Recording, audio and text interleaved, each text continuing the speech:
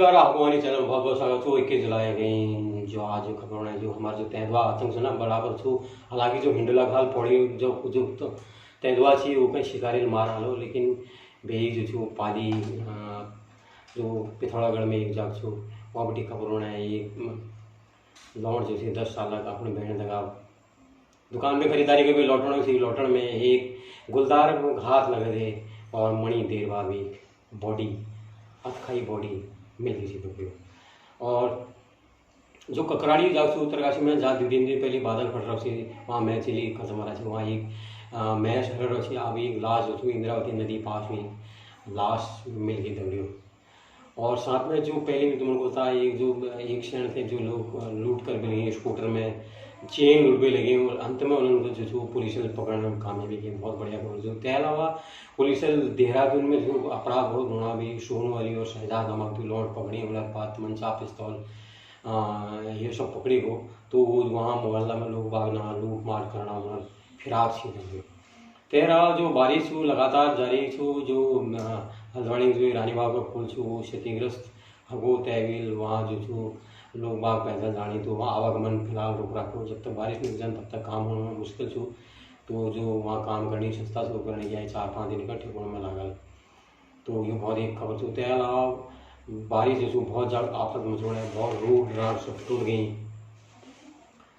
तो दगड़ी में सब चल रहा हमारा सब में। और तय अलावा जो बताओ जो मिल कई बात बता जो नशा छो तो वो इतना हम लोगों के लिए समस्या बन गया है। जितना जो स्मैक वगैरह है जो चरस है बहुत दूर दूर पहाड़ों तक गाँव तक जो है स्मैक और चरस का धंधा चल रहा है। लोग बाग एक डोंगर सिंह नाम के एक व्यक्ति को संदिग्ध अवस्था में जब पुलिस ने देखा कपकोट की पुलिस ने कपकोट देखी एक रिमोट जगह है बागेश्वर जिले की वहाँ पर उस व्यक्ति की जो संदिग्ध देखा पुलिस वालों ने तो उसको बुलाया। जब उसके पास आके उसके बाद जांच की तो उसके पास से 1 किलो 11 ग्राम चरस मिली दोस्तों और जिसकी कीमत मार्केट में करीब 1.25 लाख के आसपास बताई जाती है। तो ये जो तस्करी जो चरस का धंधा है ये एक बहुत बड़ी चिंता का सबब बन रहा है। पंजाब इससे ऑलरेडी गुजर चुका है। हमारे युवाओं को कहीं ना कहीं ये खोखला कर रहा है। एक पहाड़ में कपकोट जैसी जगह में उत्तरकाशी जैसी जगह में चरस का नशे का कारोबार पहुंचना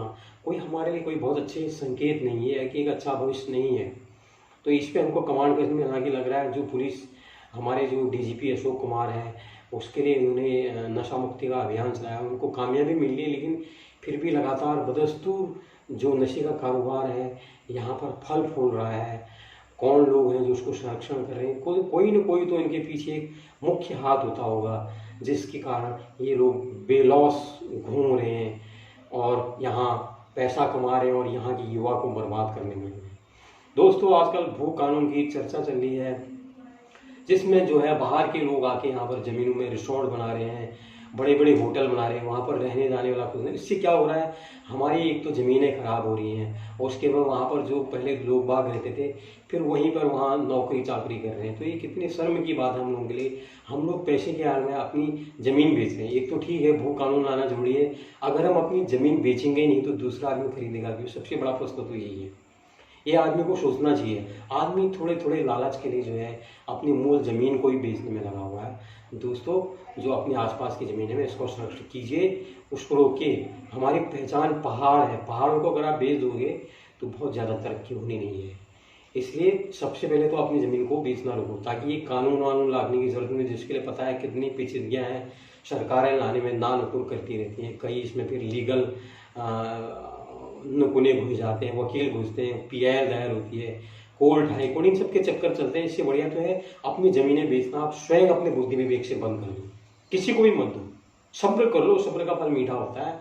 इतने हमारी ज़मीन में उद्यान के लिए फल फूल के लिए सब्जी के लिए इतना ज़्यादा स्कोप है कि जिसके बारे में कोई लोग कहते हैं जो कीवी फल एक महंगा फल है जो न्यूजीलैंड का उसके लिए उत्तराखंड की ज़मीन बड़ी मुफीद है। तो चाहिए उद्यान विभाग में जाके जानकारी लीजिए। हम लोग असल में विभागों से जानकारी नहीं लेते हैं इसका कारण ये भी है। तो सरकारी विभागों से ज़्यादा जानकारी लीजिए पूछिए और जो जानकारी नहीं देता है तो उसके लिए हमें सूचित करिए। जानकारी देना उनका अधिकार है उनका कर्तव्य है उनकी ड्यूटी बनती है। तो कोई अगर अफसर कर्मचारी मना करता है कि विभाग की जानकारी देने में कृपया हमें सूचित कीजिए ताकि हम लोग उसके खिलाफ कुछ कार्रवाई सरकार से करवा सकें। तो आज के लिए इतना ही, फिर मिलते हैं। बारिश से अपना ख्याल कीजिए। बहुत बहुत धन्यवाद दोस्तों, नमस्कार।